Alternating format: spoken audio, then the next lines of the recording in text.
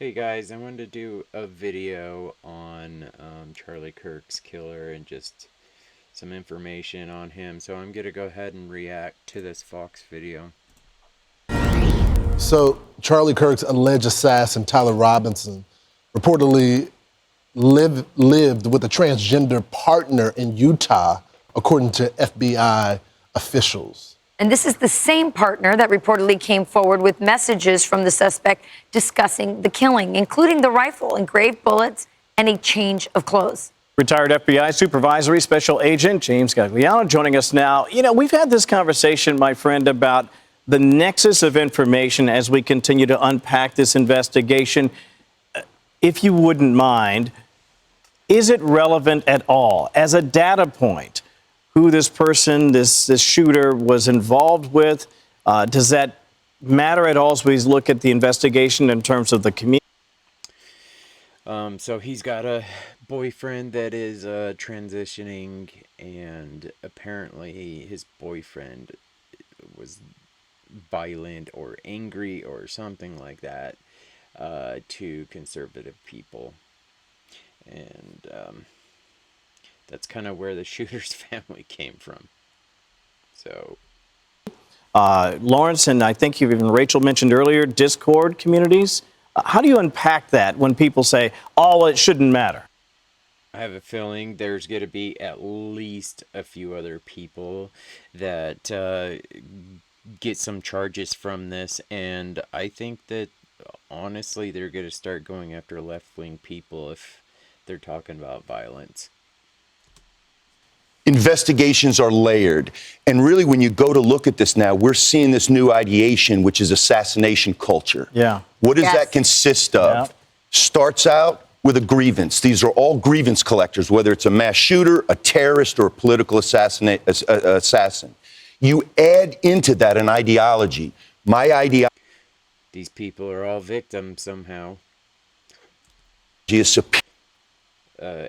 Anybody can be a victim, but I think most people choose not to be.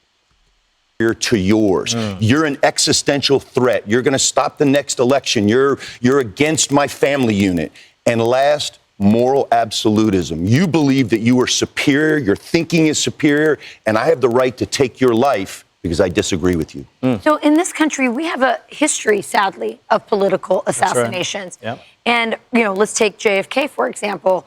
People had a lot of ideas and theories about what would have what happened. And was that killer or shooter, he was obviously a disturbed person, but who was actually behind animating and using that disturbed person to actually, kill our president? So do we know anything about that? And do you feel like our government can be trusted to dig that deep? We're certainly not immune to political violence. I mean, in our 250-year history, 4 sitting presidents have been assassinated. We're conditioned, sadly, Rachel, that that's normal, whether it's Gabby Giffords or Justice Kavanaugh. We think that that's almost our norm. Charlie was an interlocutor. He was somebody that just went to college campuses and debated.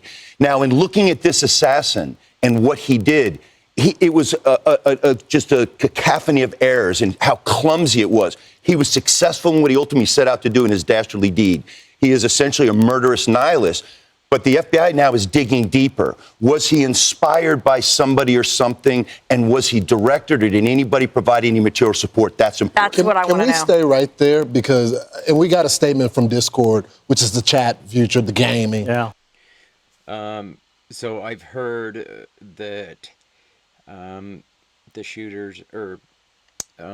shooter had a neighbor see some out-of-place vehicles come to his house about 2 weeks ago, which could be nothing, or it could be something, I guess. That they were using. Now, they say that they've kicked them off the app, and the communications that took place were after the assassination. I'm not comfortable with just the company's answer. I want to see how forensic people do. Do you think there could have been planning on the... Discord is saying that, oh yeah, no, there's he's never used this app, and there's nothing there, so they're gonna get a warrant for sure. And if the people that he was communicating with knew about it, or had conversation about Exactly. it, will they be brought in?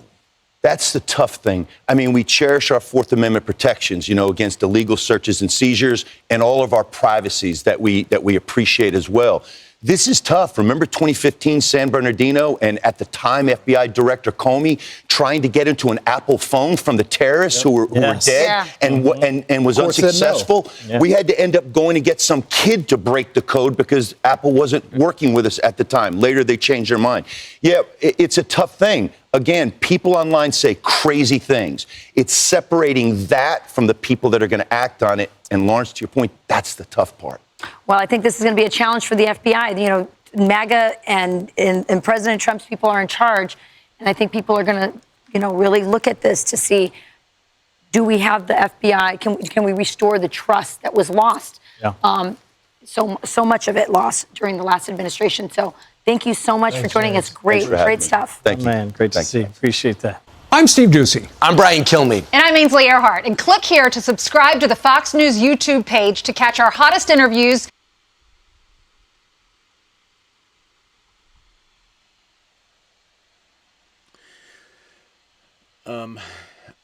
I don't know why this dude decided to go take his life. He seems like he's really the one filled with hate, if you ask me. Like, whatever the left is doing, they project it. In other words, they say everybody else is doing that when they're the ones doing that. And yeah, it's pretty sick. This guy's into kind of a lot of weird niches, sexual niches online, and yeah, that's all fine and dandy, but as long as you don't go shoot somebody. But anyways, so like, comment, and subscribe. I forgot to say it, and I always end up forgetting to say it, but I hope you have a great day.